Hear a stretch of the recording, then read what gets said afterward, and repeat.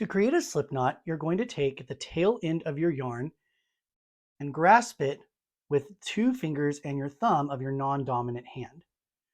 Then taking your dominant hand, you're going to grab your yarn, wrap it around like so, crossing to the back.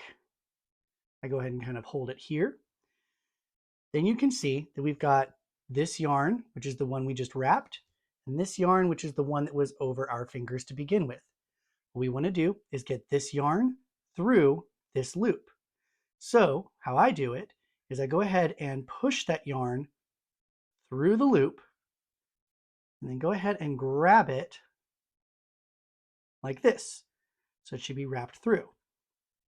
Once I do that, I can then gently take my 2 fingers out of that loop that I was holding, and you should have something like this.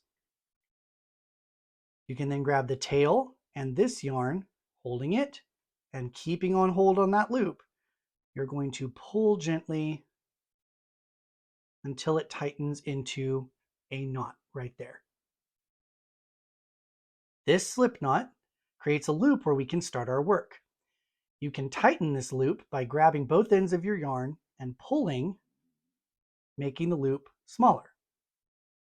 You can also stretch this loop to be looser by grabbing it and just pulling one side. You can also undo this by taking both ends and pulling all the way. Boop, there we go. It is now undone. And that is how you create a slip knot. An alternative way, if you're doing it with crochet, is to help by using your crochet hook. You do the same steps to start. Go ahead and place our tail over our 2 fingers, grasp it with our thumb, take the yarn, wrap it around, make sure it's going to the back, go ahead and kind of hold it there.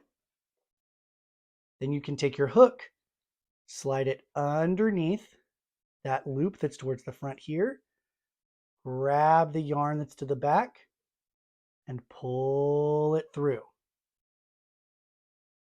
Then after that, you still do the same thing. You take your fingers out of there, grasp the tail and the yarn like so, then pull to tighten. And now you have a slip knot.